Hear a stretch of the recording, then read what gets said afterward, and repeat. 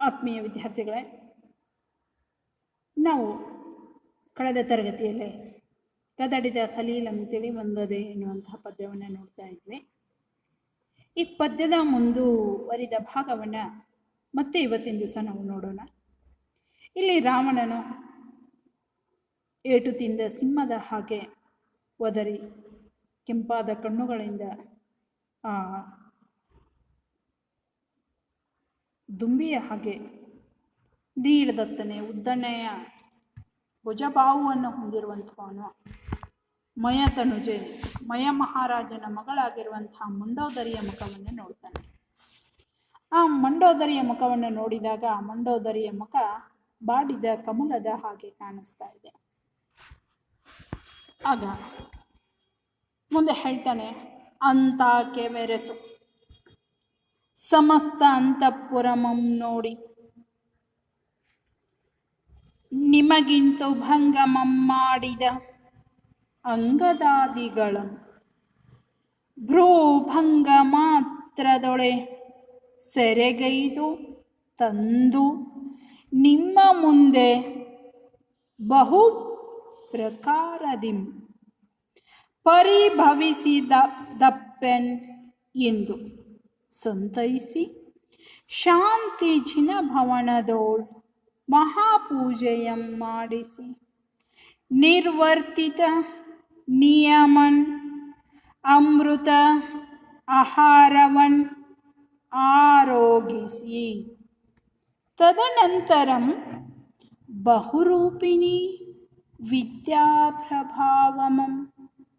ಪರೀಕ್ಷಿಸಿ ಪ್ರಮೋದ ಮುದಿತ ಹೃದಯನಾಗಿ. ರಾವಣ ಬಾಡಿದ ಮುಖವಾಗಿರುವಂತಹ ಮಂಡೋದರಿಯ ಮುಖವನ್ನು ನೋಡಿ ಆಕೆಯನ್ನು ಹಿಡಿದು ಅಂತೆ ಆಕೆ ವೆರೆಸಿ, ಅಂತೆ ಅಂದರೆ ಆ ರೀತಿಯಾಗಿ ಆಕೆಯನ್ನು ಹಿಡ್ಕೊಂಡು ಉಳಿದ ಎಲ್ಲ ಸಮಸ್ತ ಅಂತಃಪುರವನ್ನು ನೋಡ್ತಾರೆ. ಎಲ್ಲರ ಮುಖವೂ ಕೂಡ ಕಳಹೀನವಾಗಿತ್ತು. ದುಃಖದಲ್ಲಿ ಇರುವಂತಹ ಅವಮಾನದ ರೀತಿಯಲ್ಲಿ ಅವರ ಮುಖ ಕಾಣ್ತಾ ಇತ್ತು. ಅದನ್ನು ನೋಡಿ ರಾವಣನಿಗೆ ಮತ್ತೆ ಕೋಪ ಬರ್ತಾ ಇದೆ.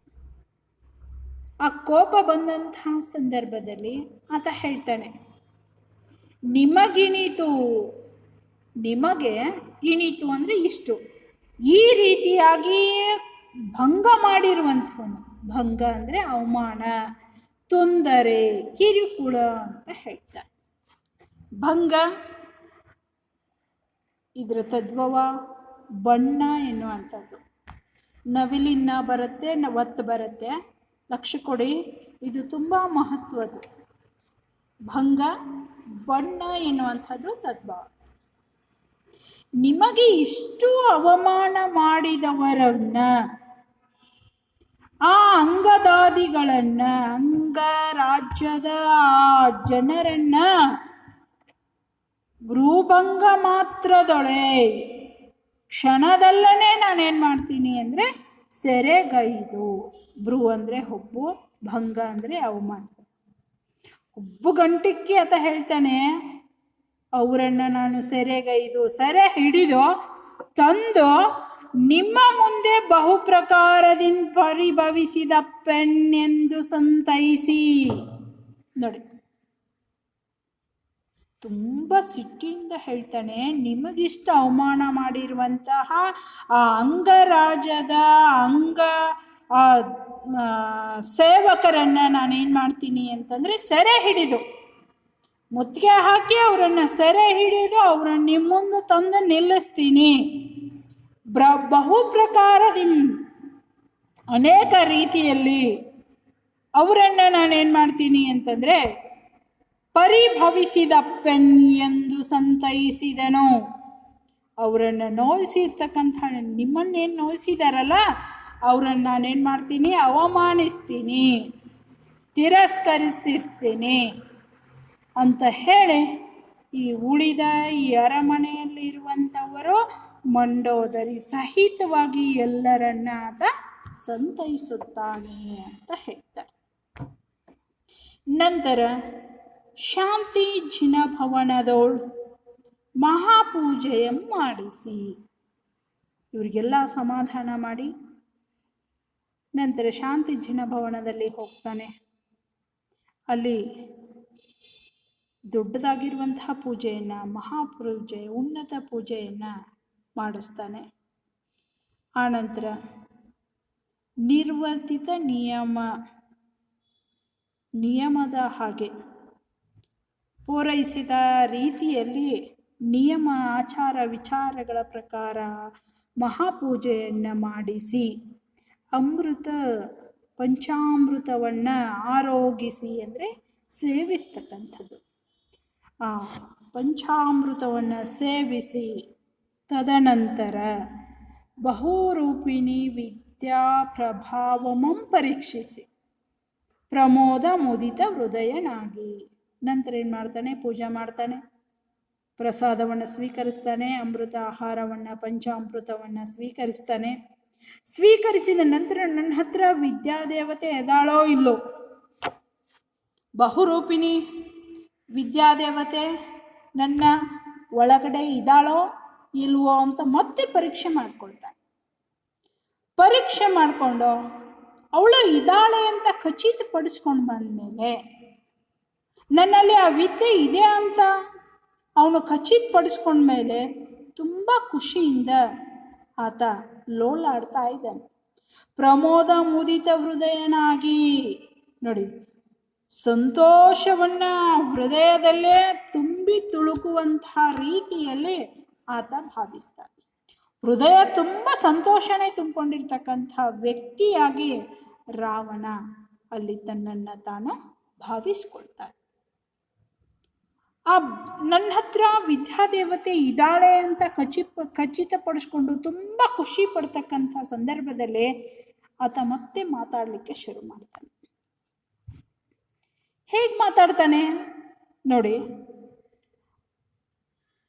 ಸಮ ಅಧಿಕರ್ ಆರ್, ಲಕ್ಷ್ಯ ಕೊಟ್ಟು ನೋಡಿ ಇಲ್ಲಿ, ಸಮ ಅಧಿಕ ಆರ್ ಜಗತ್ರಯದೋಳ್ ಇನ್ನೆಗ ಎಣ್ಣೋಳ್ ಇದಿರ್ಚುವನ್ ಆರ್ ಸಮರದೋಳ್ ಎಂದು ತನ್ನ ಭುಜದಂಡಮಂ ಈಕ್ಷಿಸಿ ಜಾನಕಿಯ ಮುಖ ಅಬ್ಜಮಂ ಅವಲೋಕಿಸಲ್ ಕರಮೆ ಕಾತರನಾಗಿ ವಿಯಚ್ಚರಾಧಿಪಂ ಪ್ರಮದವನಕ್ಕೆ ಬಂದನ್ ಅರಲ್ ಅಂಬುಗಳಿಲ್ಲದ ಕಾಮಣನ್ ಎಂಬಿನಂ. ನೋಡಿ, ಆತ ತುಂಬ ಸಂತೋಷ ಪಡ್ಕೊಳ್ತಾನೆ. ನನ್ನ ಹತ್ರ ವಿದ್ಯಾದೇವತೆ ಇದ್ದಾಳೆ, ಬಹುರೂಪಿಣಿ ವಿದ್ಯೆ ಇರೋದ್ರಿಂದ ನಾನು ಏನು ಬೇಕಾದನ್ನು ಸಾಧಿಸಬಹುದು ಅಂತ ತಿಳ್ಕೊಂಡು ತುಂಬ ಸಂತೋಷದಿಂದ ಇರುವಂಥ ಸಂದರ್ಭದಲ್ಲಿ ಹೇಳ್ತಾರೆ, ನನಗೆ ಸಮಾನೂ ಯಾರೂ ಇಲ್ಲ.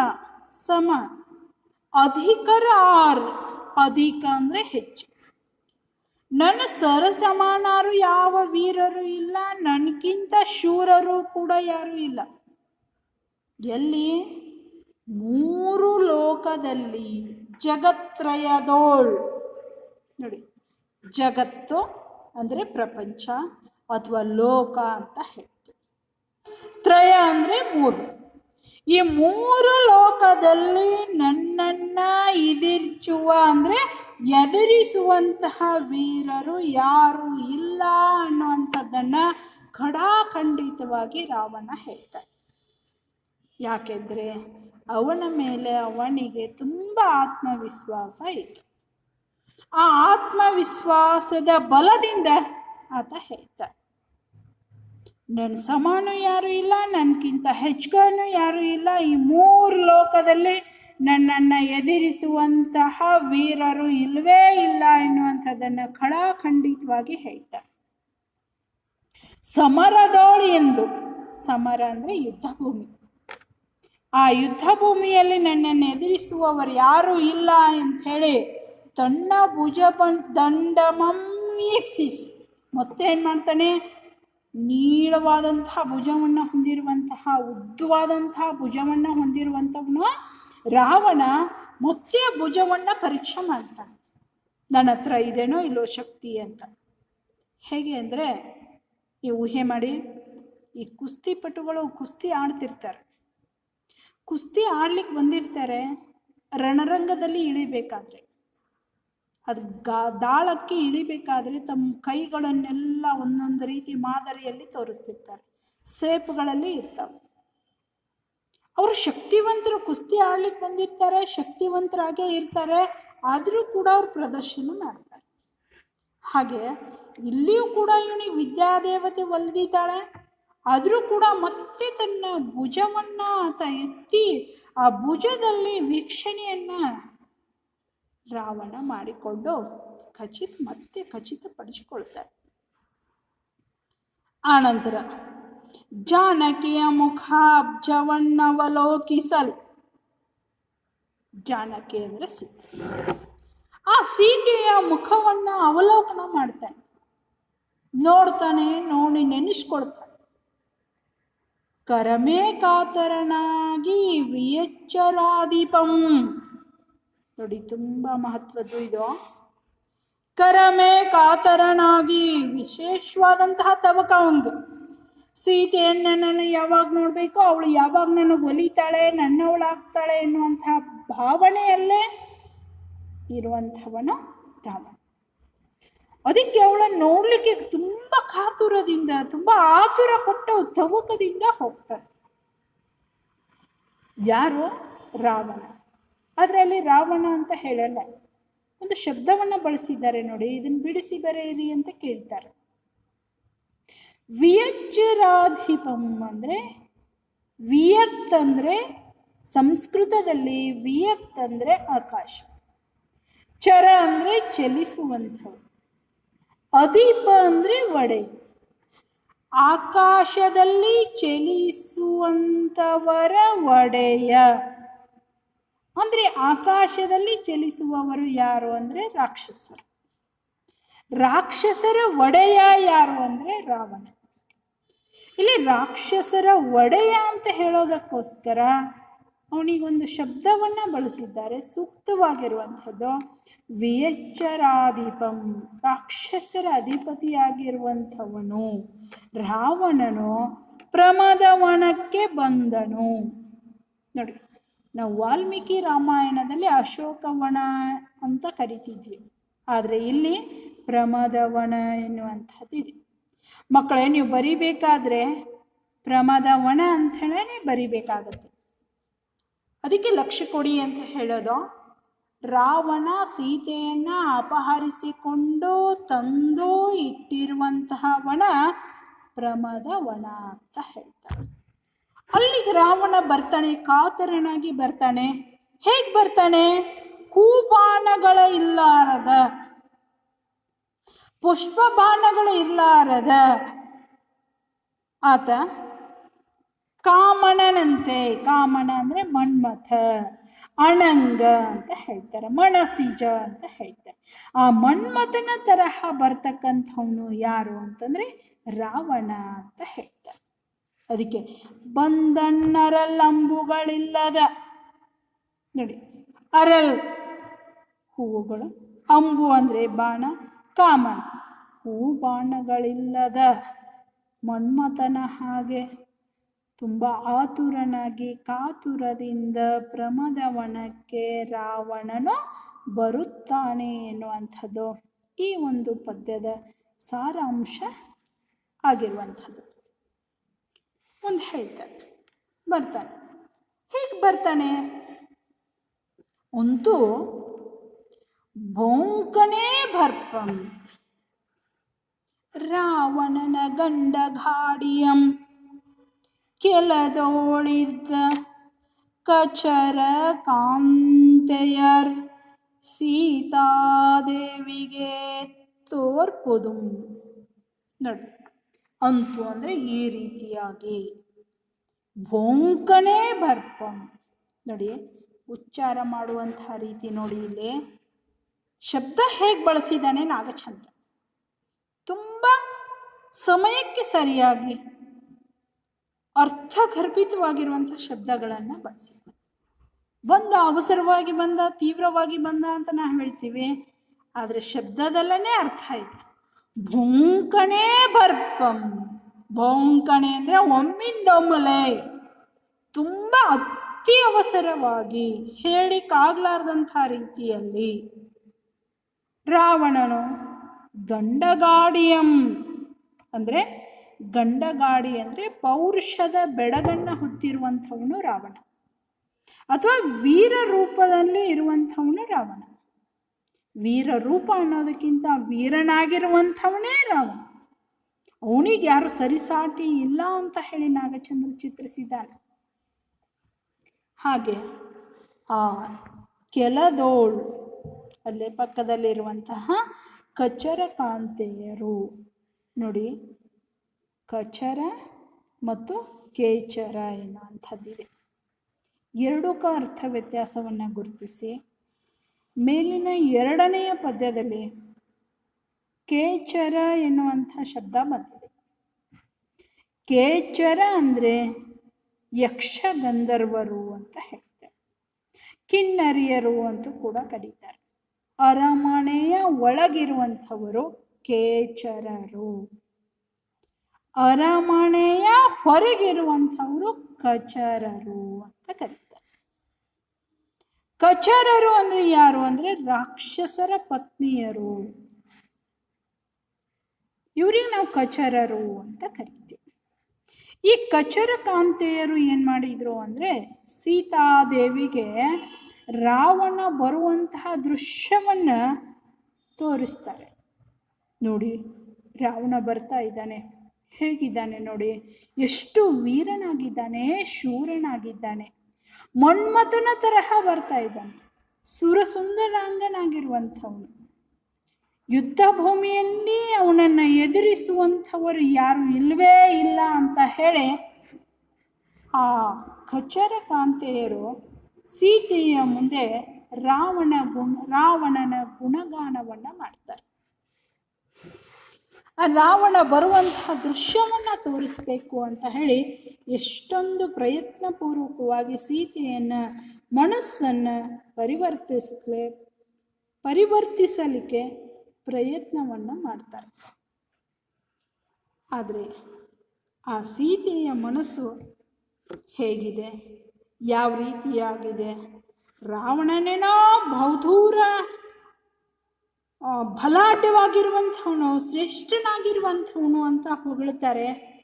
ಆದರೆ ಈ ಹೊಗಳಿಕೆಯ ಮಾತುಗಳನ್ನು ಕೇಳಿದ ಸೀತೆಯ ಮನಸ್ಸು ಹೇಗಾಗುತ್ತೆ ಅನ್ನೋದನ್ನು ಮುಂದಿನ ಪದ್ಯದಲ್ಲಿ ಕೊಡ್ತಾರೆ. ಪದ್ಯ ನೋಡಿ,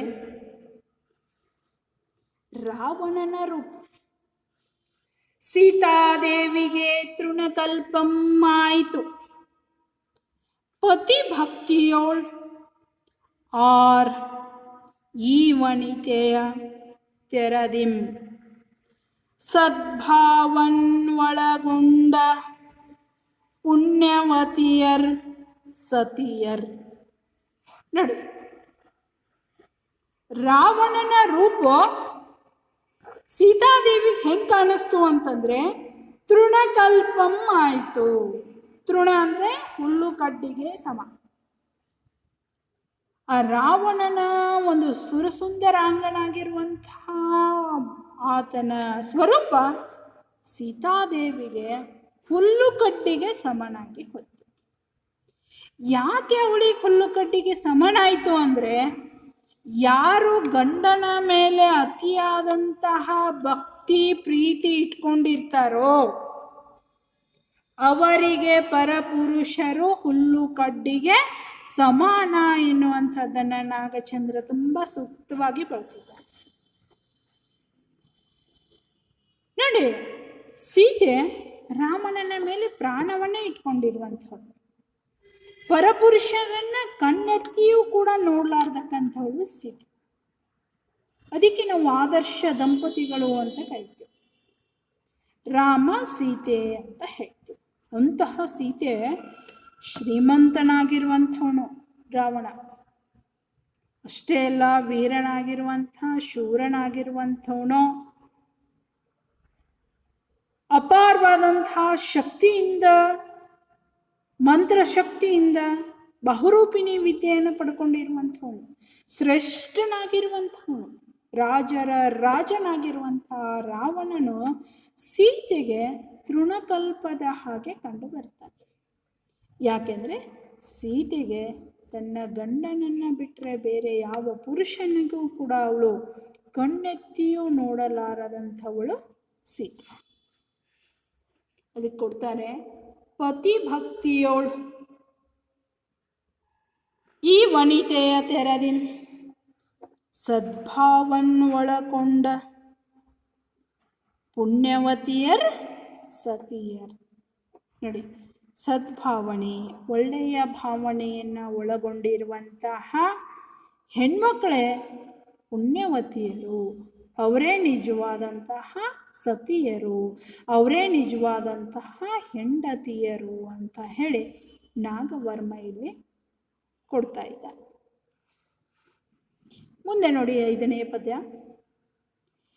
ಏನಂ ಕೇಳದ ಪೆಣಂ ರಘುಸೂನುವ ಲಕ್ಷ್ಮಣನ ಪೊಲ್ಲವಾರ್ತೆ ಇನ್ನೆಂದು ಆ ನಳಿನಾನನೆ ಬರ್ಪ ದಶ ಆನನಂ ಕಂಡು ತಾಳದಿದಳ್ ತಲ್ಲಳಮಂ.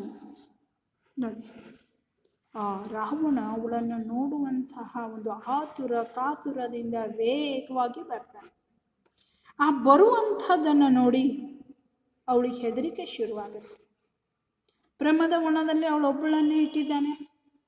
ಅವಳು ಬರುವಂತಹ ಆರ್ಭಟ, ಆವೇಶ, ವೇಗವನ್ನು ನೋಡಿ ಅವಳು ಹೆದರ್ತಾಳೆ.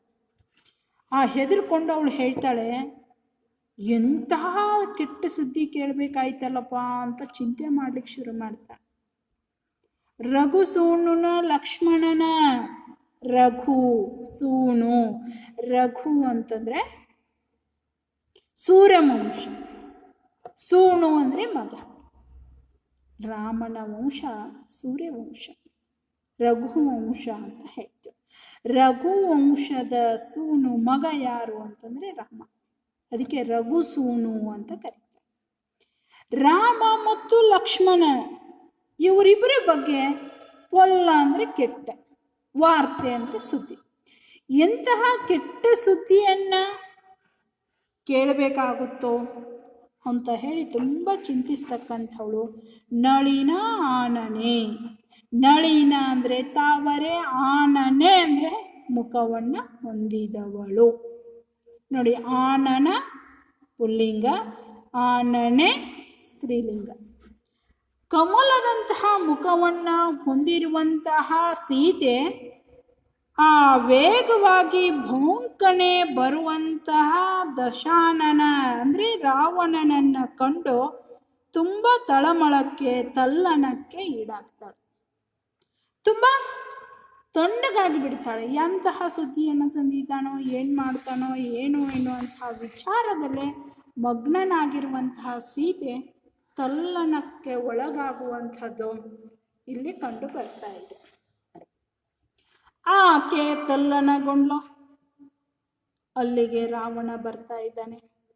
ಅಂತೂ ತಲ್ಲಣಿಸುತ್ತಿದ್ದ ಮಾಣಿನಿಯನ್ ಎಯ್ದು ಒಂದು. ಆಕೆ ಹೆದರ್ಕೊಂತ ಕೂತ್ಕೊಂಡ್ಲು. ಬರ್ತಾನೆ, ಎಂಥ ಸುದ್ದಿ ತರ್ತಾನೋ ಏನೋ ಅಂಥೇಳಿ ಭಯಭೀತಳಾಗಿ ಕೂತ್ಕೊಂಡಿರುವಂತಹ ಸೀತೆಯ ಹತ್ತಿರ ರಾವಣ ವೇಗವಾಗಿ ಬರ್ತಾನೆ. ದಶಾನನಂ ಇಂತೆಂದಂ. ಅವಳ ಮುಂದೆ ಬಂದು ಸಮೀಪದಲ್ಲೇ ನಿಂತ್ಕೊಂಡು ಆತ ಮಾತಾಡಲಿಕ್ಕೆ ಶುರು ಮಾಡ್ತಾನೆ. ಹೇಗೆ ಮಾತಾಡ್ತಾನೆ? ಬಹುರೂಪಿಣಿ ವಿದ್ಯೆ ಸಾಧ್ಯಂ ಆದುದು ಇನ್ ಅಸಾಧ್ಯವಪ್ಪ. ನೋಡಿ, ಸೀತೆಯ ಎದುರಿಗೆ ಬಂದು ನಿಂತ್ಕೊಂಡು ಆತ ಮಾತಾಡ್ತಾನೆ. ಹೇಗೆ ಮಾತಾಡ್ತಾನೆ? ನನಗೆ ಬಹುರೂಪಿಣಿ ವಿದ್ಯೆ ಸಾಧ್ಯವಾಯಿತು, ವಶಪಡಿಸ್ಕೊಂಡ್ಬಿಟ್ಟೆ, ಇನ್ನು ಅಸಾಧ್ಯವಾದುದು ಯಾವುದೂ ಇಲ್ಲವೇ ಇಲ್ಲ ಅಂತ ಹೇಳ್ತಾನೆ. ಅಸಾಧ್ಯ ಎನ್ನುವಂಥ ಮಾತೇ ಇಲ್ಲ ಎನ್ನುವಂಥ ವಿಚಾರವನ್ನು ರಾವಣ ಸೀತೆಯ ಮುಂದೆ ಹೇಳ್ತಾನೆ. ಮರುವಕ್ಕಮ್ಮಿಲ್ಲ, ನಿನ್ನ ನೆಚ್ಚಿನ ರಾಮನ ದಶೆಯಂ ಬಿಟ್ಟು ಎಣಗ ಒಡಂಬಟ್ಟು ಸಾಮ್ರಾಜ್ಯ ಸುಖವನ್ನನುಭವಿಸು.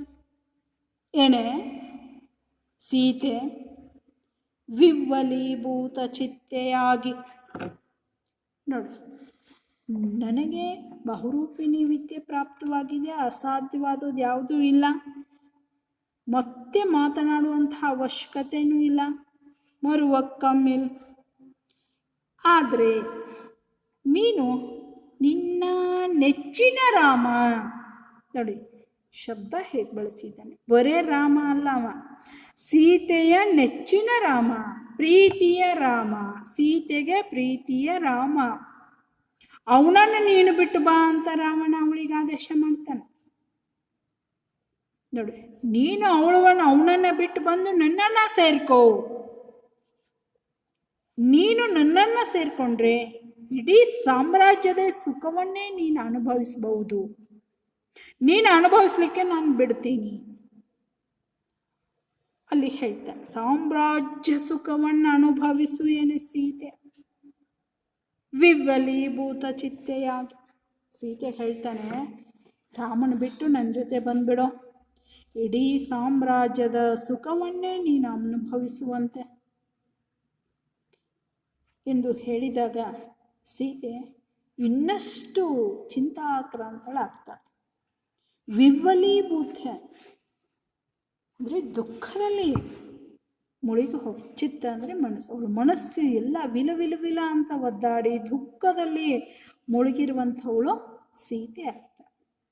ಯಾಕೆ ಪರಪುರುಷ ಒಬ್ಬನು ಬಂದು ನಿನ್ನ ಗಂಡನನ್ನು ಬಿಟ್ಟು ನನ್ನ ಜೊತೆ ಸೇರಿಕೊಂಡು ಸುಖವನ್ನು ಅನುಭವಿಸುವಂತ ಹೇಳಿದಾಗ ಪತಿವ್ರತೆಯಾಗಿರುವಂಥವಳು ಸೀತೆ, ಅವಳ ಒಂದು ಸ್ಥಿತಿ ಹೇಗಾಗ್ತಾ ಇದೆ ಅಂದರೆ ದುಃಖದ ಮಡುವಿನಲ್ಲಿ ತುಂಬಿಕೊಳ್ತಕ್ಕಂಥದ್ದನ್ನು ನಾಗಚಂದ್ರ ಕವಿ ಇಲ್ಲಿ ಚಿತ್ರಿಸ್ತಾನೆ.